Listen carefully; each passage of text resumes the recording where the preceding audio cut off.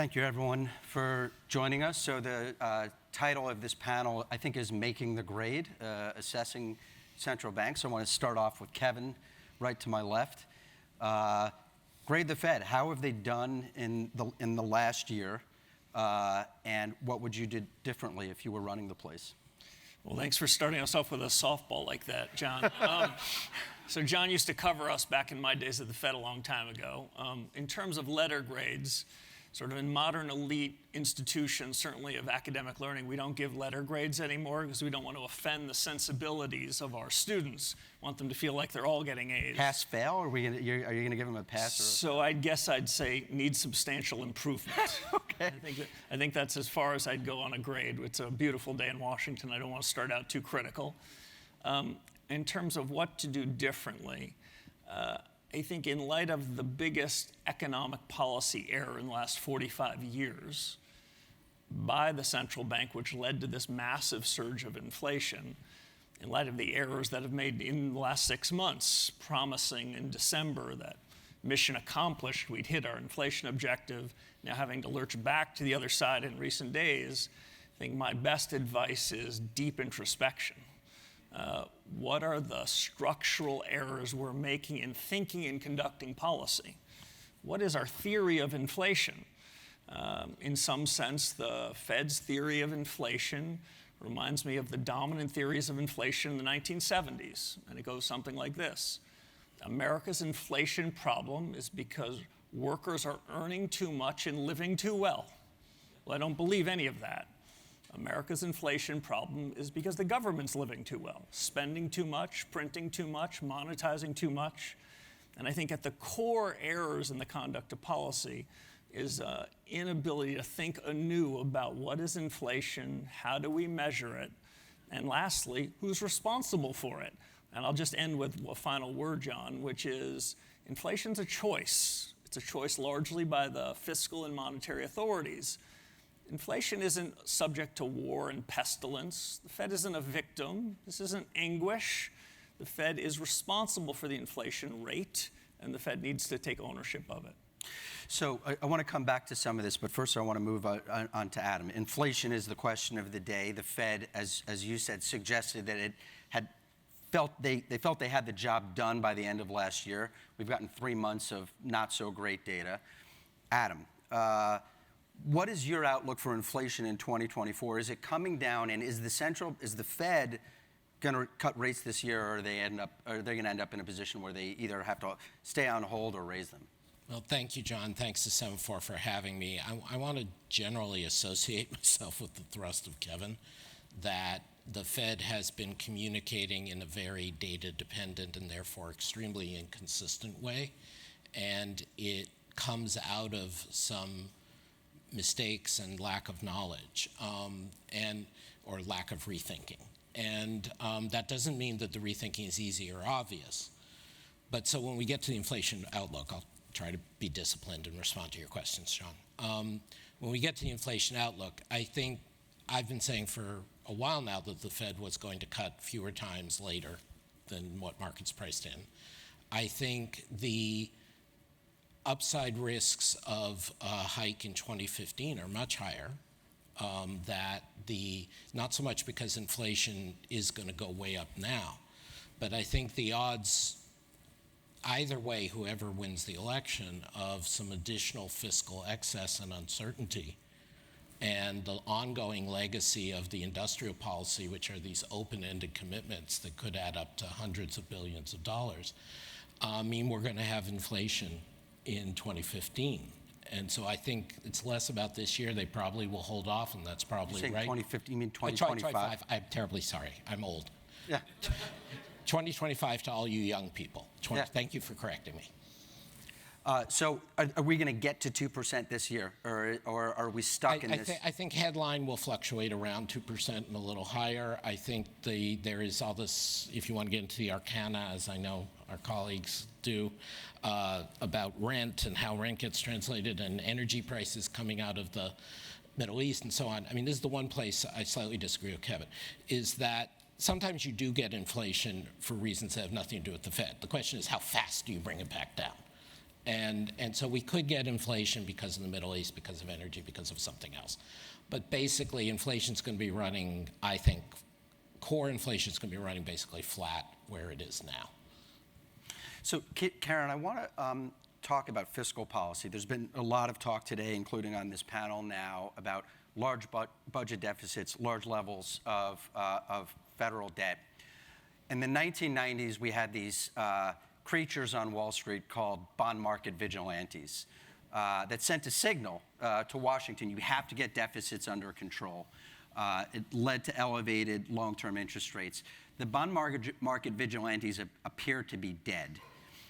Where are they? How do you think about budget deficits and debt and the sustainability and how you price a bond as a result of that? So the first thing I'd give perspective on is it's been a very, very, very long time in any market trader's memory since supply and demand really set the price of bonds, meaning that the people who had to buy all the issuance done to fund the fiscal deficit were people who cared about price, looked at the bond yield level and asked themselves, is this a good bond yield? And I would go back before quantitative easing. I would go back before the financial crisis to when what you had going on was, the rise in emerging markets and the desire to keep their currencies low and the need to basically accumulate dollars in order to keep their currencies low.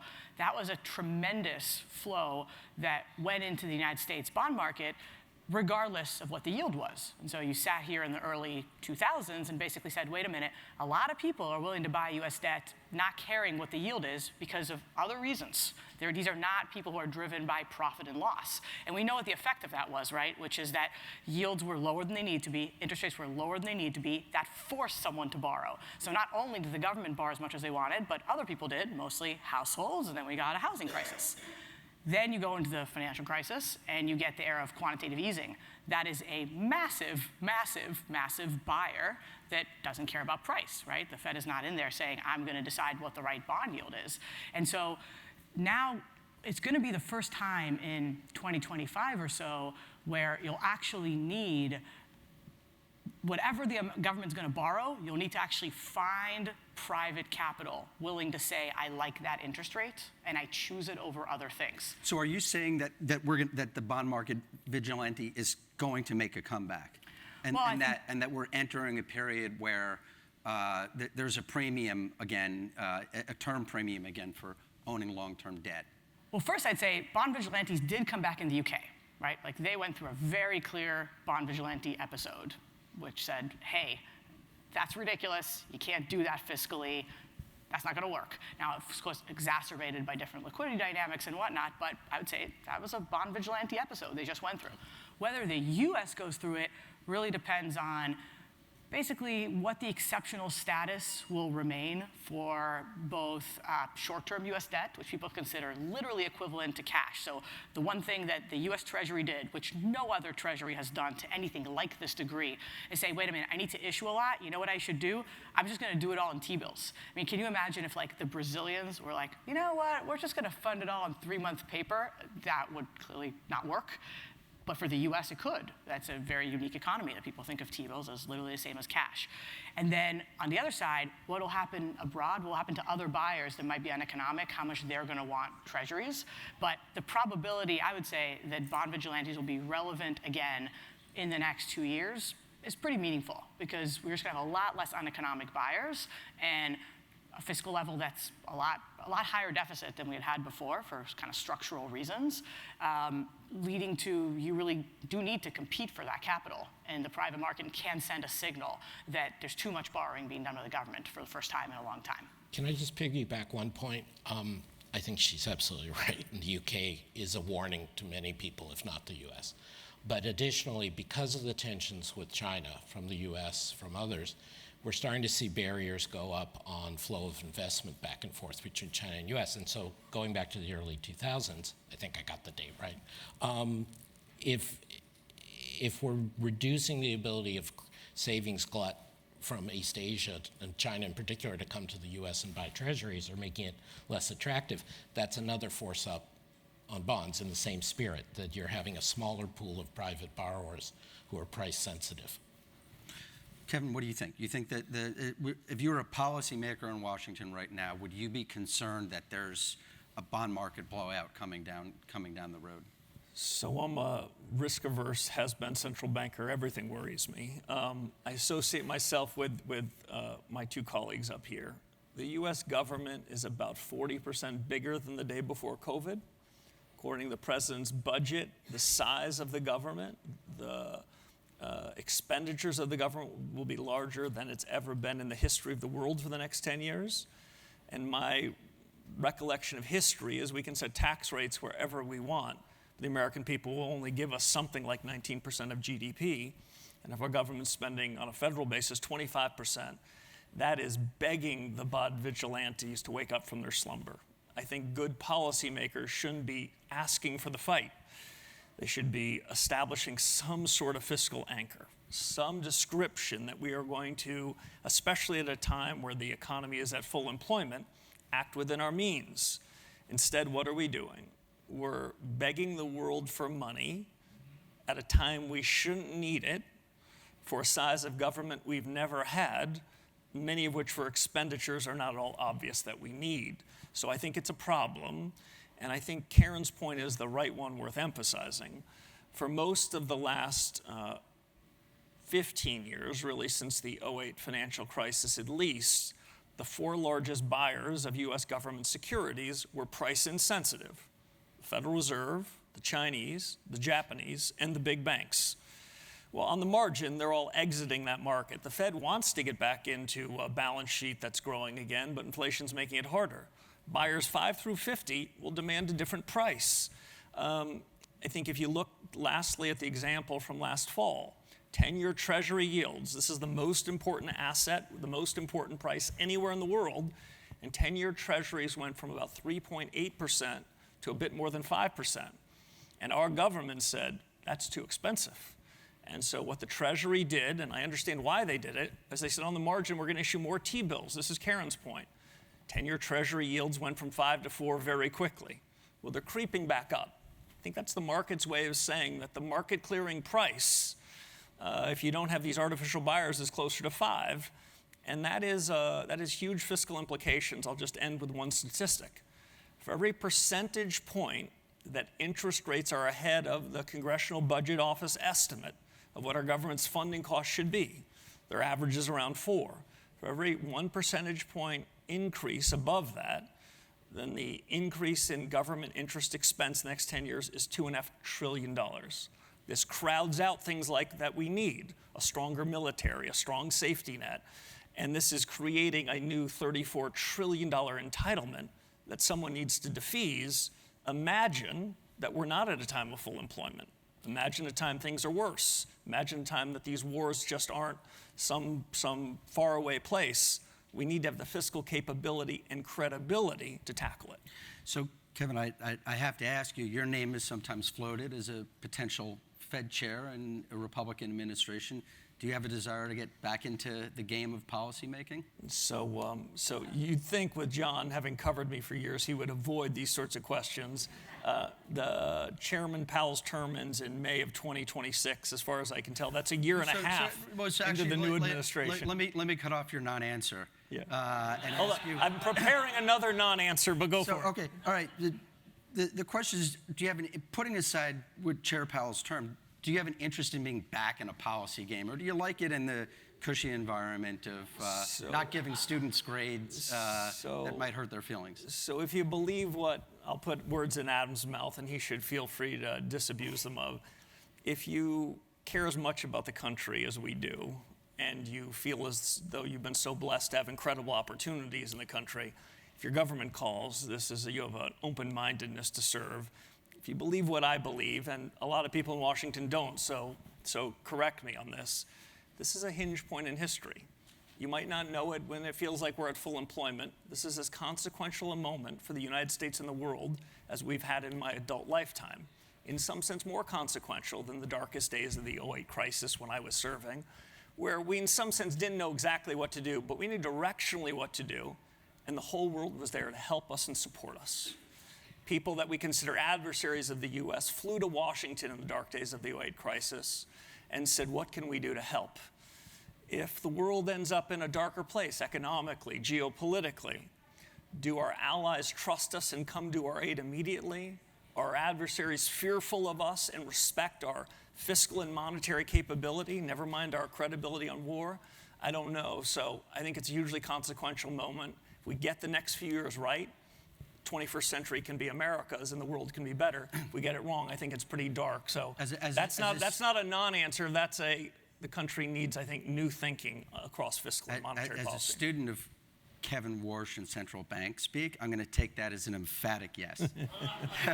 So, I mean, there's a lot of conversation here about the mistakes that the Fed has made letting inflation get out of control, the problem of U.S. debt, rising U.S. debt levels, and yet, when you look at the value of the dollar, and going back to the days when I was covering the Fed with you, I heard people say over and over again that the Fed is going to destroy the value of the dollar. It's up 11% over the last 3 years. So, Karen, I want to ask you, how do you explain that, and how do you trade it?